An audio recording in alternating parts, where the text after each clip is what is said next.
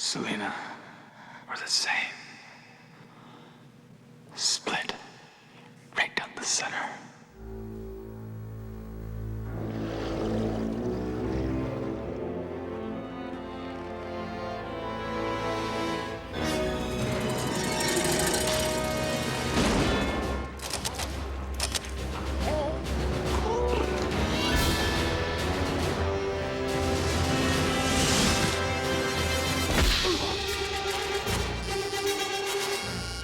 Meow.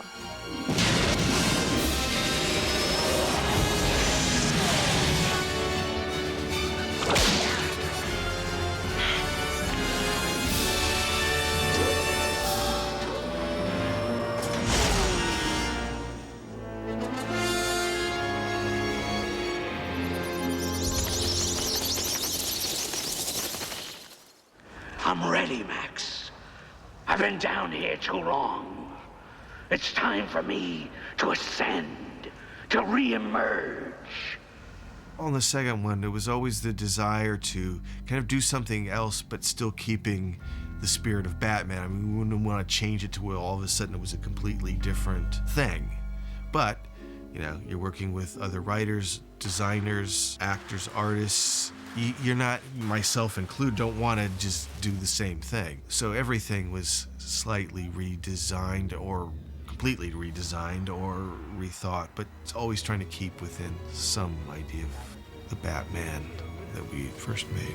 Tim and I had talked about it. We figured we had this pretty well wired, you know, what I did, what I didn't do, what I needed to do, what I absolutely didn't need to do, what was better for me not to do. And we thought, well, this will actually be easy. This will be one of those where you just show up, you know, turn around, look into camera, and we'll kind of spray a little sweat on your face like you just beat up 5 guys and go home. It turned out it wasn't like that at all. It did have a darkness and a complexity and a resonance that I think the audience at the times, a lot of people didn't expect. You know, it wasn't just kind of a fun, cool comic book movie. It was something more than that.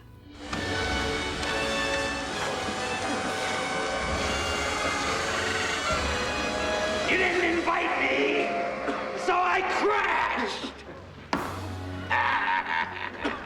Tim and I had several kind of loose conversations about where the movie would go with input from the studio. They really wanted the Penguin because they sort of saw the Penguin as the #2 Batman villain. We wanted to do Catwoman, so we wound up doing Penguin and Catwoman. And I did 2 drafts. It was a deal where the studio was now at the point where they wanted to proceed with the movie. And they said, Tim, come on, you gotta do it. You're gonna do it or not gonna do it. And Tim was very averse at the end of the day to the idea of coming in and doing a sequel because he thought he'd kind of, you know, look, I've shot my wad on Batman. I've said what I have to say about Batman. I don't really know if I want to do this. And he was very reluctant to get involved. And finally, the way that they kind of got to him was to say, well, what if the second movie is really just a Tim Burton movie? And that kind of got his attention and got him thinking about what he could do with it again. You know, how extreme could you go with the Penguin? How extreme could you go with Catwoman? What if you didn't have to worry about, you know, sort of the fidelity to the mythology, all of that kind of stuff like that? I wouldn't have done it right after the first one because that was like the last thing you'd want to do was go right into another one of those. So I did Edward Scissorhands after Batman, which was nice, sort of different kind of experience, which was great. But then I was still intrigued by the other characters, you know, like the Catwoman, you know, came to mind right away because that's next to the Joker. That was probably my favorite second villain in the piece.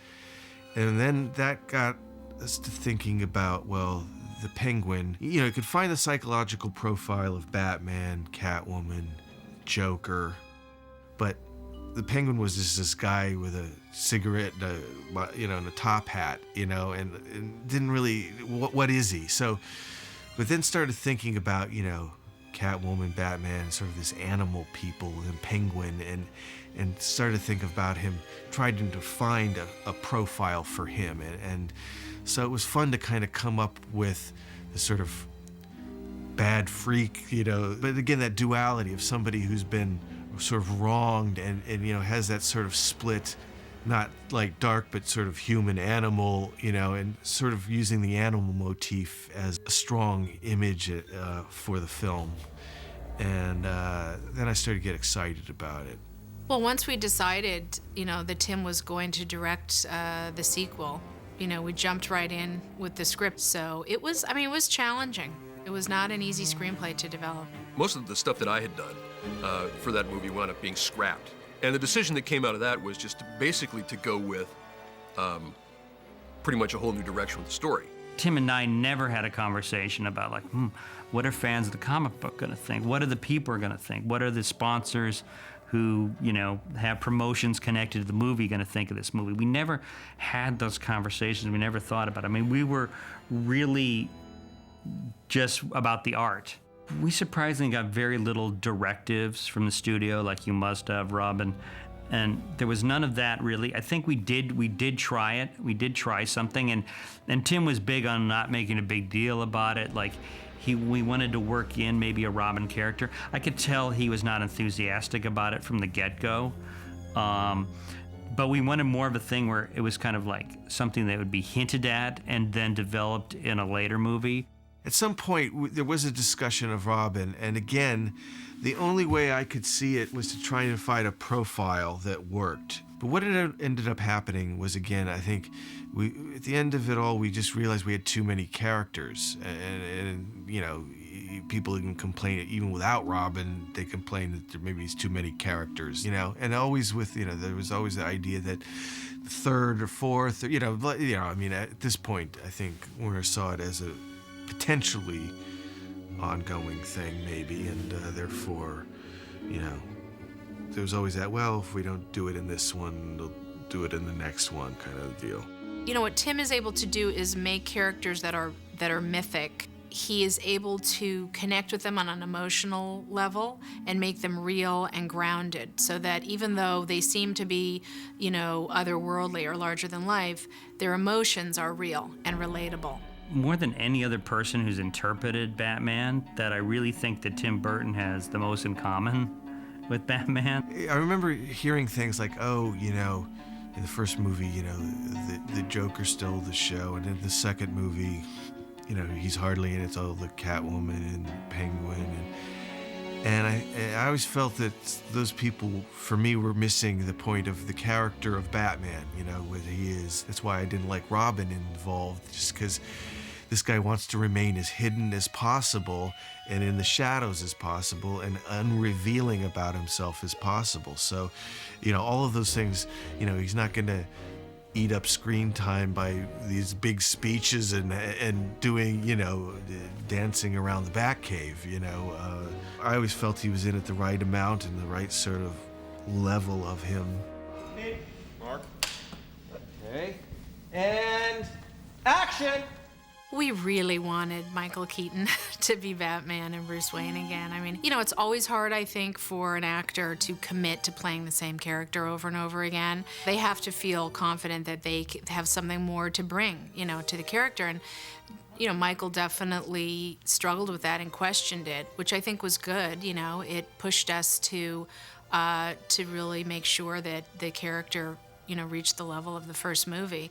I think Michael was game for it. I think he was probably game for it the same reason I was, which is, you know, he'd done the character and got to kind of revisit it with other actors and other people, other situations. So, you know, I think that was probably the lure for him. I don't think it was the joy of climbing back into the suit, you know, but I think it was for those reasons probably.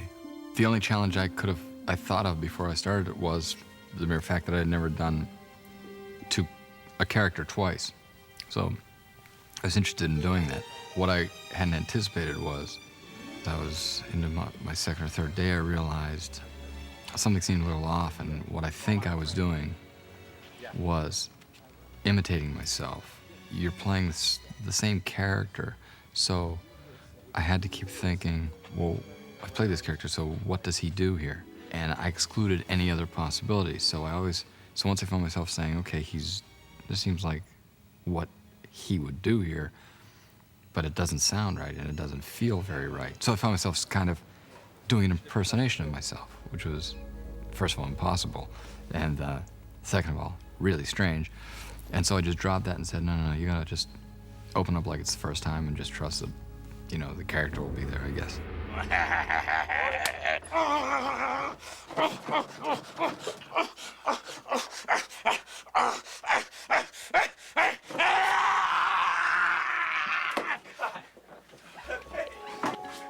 It was really fun, you know, casting this movie. What a dream come true to have to cast the Penguin and Catwoman in one movie, you know? And I think everybody always just automatically said, Danny DeVito's a Penguin. Who else is going to be the Penguin? There was a piece in the paper. Somebody said, wouldn't it be cool if Danny played the Penguin? And I looked at it and went, wow, you know, I never thought about that. That's how I sort of got introduced to it. Danny was the first and only choice for that. There was no question about it. And action, Danny!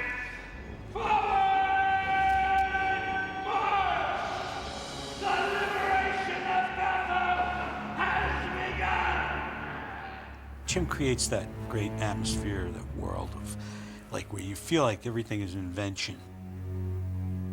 Tim did a painting that he gave me. It was very colorful, kind of circus tent, and there was a boy sitting in front of it. That was Oswald as a toddler. He didn't have hands. He had, you know, flippers, and he's kind of rotund and small, and he had kind of a weird pointed features, and the caption read, "My name is Jimmy, but they call me the hideous penguin boy." It was a great image to start from. He kind of became the character and was the Penguin throughout the movie, on and off the set. He stays in character all the time, and it's really creepy. I really got to eat a lot of raw fish. It was great. I always liked sushi, but this was really spectacular. Raw and cold and just fresh. Tasty. They were really good. God, my mouth is watering. What time is it? I mean, if somebody put their fingers too close to his mouth, he might just take it off. Electroshock therapy. What a bargain. We initially had cast Annette Bening as Catwoman, and you know, did wardrobe things and all sorts of fittings and stuff. And really close to shooting, I got a call one morning, and you know, sort of a long pause on the phone, and she, you know, said she was pregnant, and I was like I've never had like such a split mixed feeling in my life. I was like very extremely happy for her, and then just like dropping down a dark abyss at the same time. And it was kind of a crazy period, because I would say every single actress from 20 to 45 on the planet wanted to be Catwoman, and we were kind of barraged. Sean Young, who had originally been set to play the lead in the first picture, wanted very much to do the Catwoman. And she appeared in cat costume one day at the studio. I thought that it would work to be sort of like aggressive in the sense that that's what Catwoman would have done.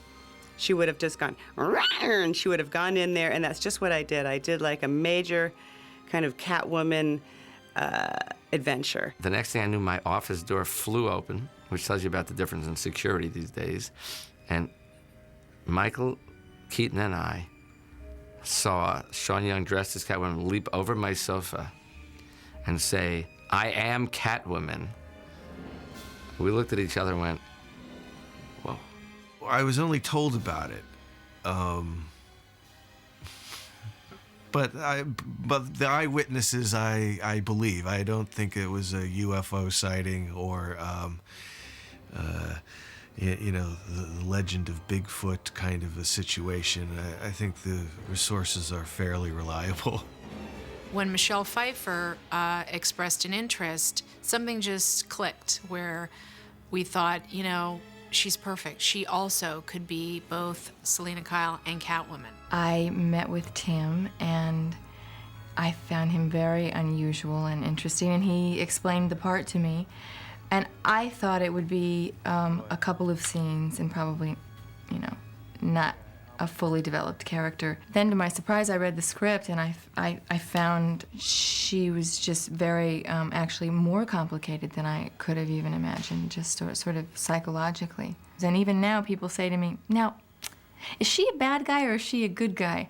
And the reason that is because the character always was kind of going from one side to the other. And I think that she was always good at heart, but was always running astray. Well, I tried to lick her, but they didn't put that in. The Penguin is very interested in getting close to that pussycat. The movie was very much shot out of sequence. So it was a challenge to know where I was half the time. And also, it's real ensemble, so every scene, every moment counts. You don't have a whole movie to develop a whole character, so it was actually one of the most challenging roles I've done. I wanted to talk to her about it before we started, because I kind of wanted to warn her about what she was in for, but I didn't, and I could only offer sympathy, really, you know, and because there's no suggestion. You can't say, well, you know, here's the way I deal with this kind of picture. She was very impressive. I mean, two things that impressed me extremely was when the cats were kind of bringing her back to life for sort of eye flutter and her eyes opening up. I still find that really chilling and amazing. And then that moment where, you know, she put a live bird in her mouth and held it there for several seconds and then let it fly out. I mean, I don't know too many people that would do that. She did it several times. And no bird or person was injured. Here, look at this. Bob Kane. Excellent. Penguin, Catwoman, Joker. It's an early one. The Joker, the Penguin, Robin, Batmobile. The thing that changed from the first to the second was that whole dynamic of the franchise mentality.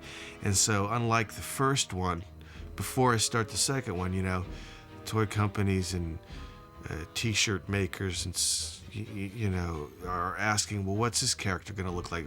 I was having these meetings where, you know, I was like, well, we haven't designed the character yet. You know, the prep of this film was pretty enormous. Just the set of Gotham City, you know, detailed, beautiful, stylistic set. Bo Welch did an amazing job on this sort of neo-expressionistic, Germanic city that had such character and really was a character in the movie. And you know, we wanted it to be winter and Christmas and to actually snow inside the soundstage. The challenge is to create the atmosphere that this is going to be in, and that was about air conditioning sound stages down to a certain temperature and getting the breath and also creating an atmosphere for these real penguins. The second one was more difficult in the sense that we had weather conditions. You know, we had to cool down the sets for the penguins. So, you know, we were in like 100-degree weather, you know, people in shorts in LA, and we're coming out of the stages in parkas and snow gear, you know, and we have 3 people in full, you know, costume, makeup, you know, and dealing with all of that stuff. But again, you know, it's the actors and the people that keep you going, really.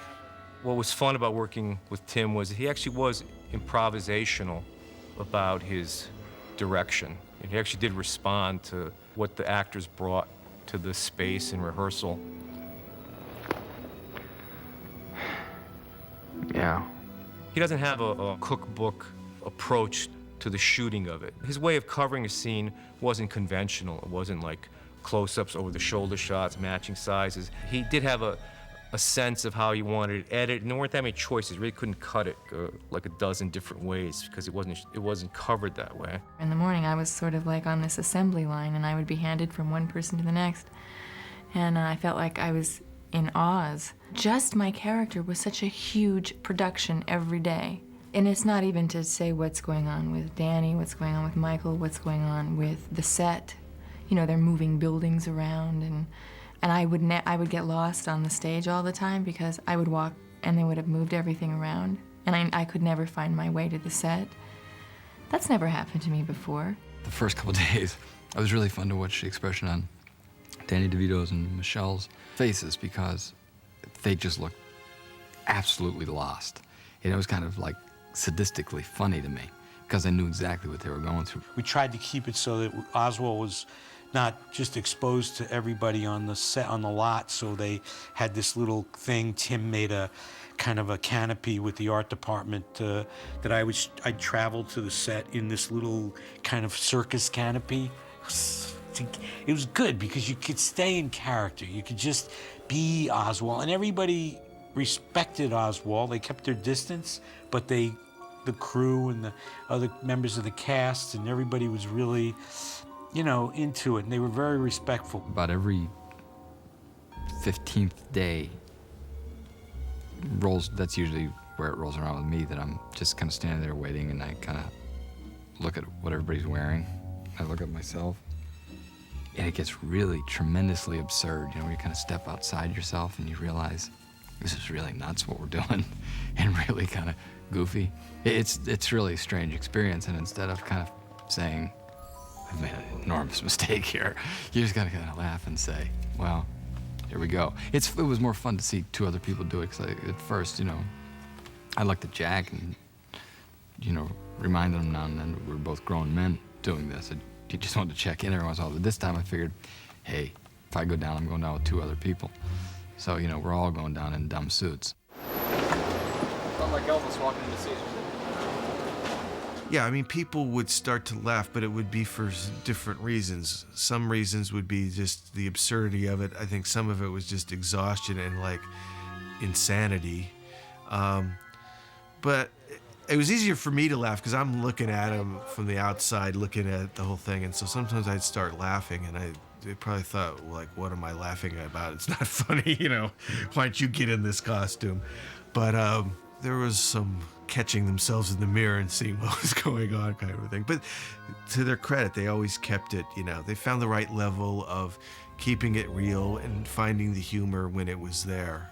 I had an experience with a monkey, which was like harrowing. We were doing the scene in the lair when Batman sends a note with this little kind of rhesus monkey.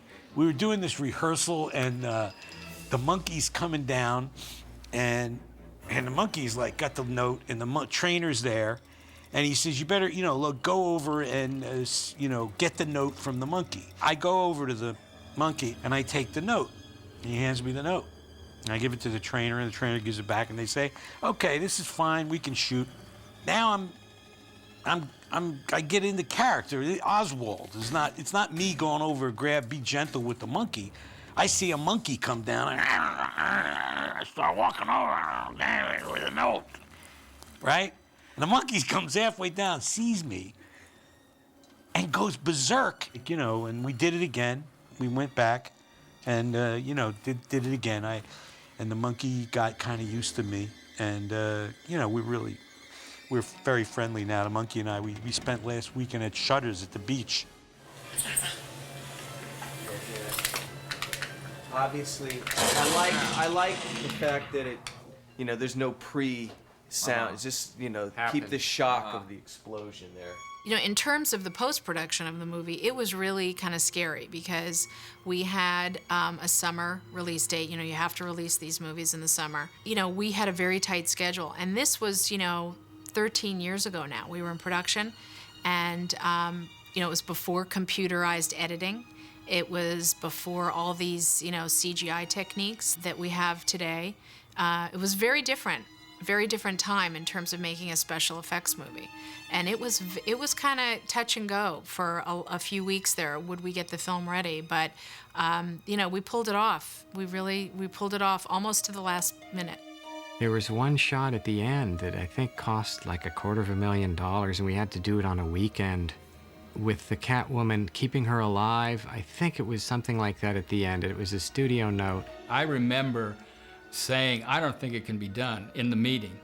We'll try. And then it was a flurry of phone calls after that. Literally, it was the next day or even that afternoon that we got a Catwoman suit out of storage and put it on somebody and actually shot. Yeah, it was that quick. It was like a nightmare.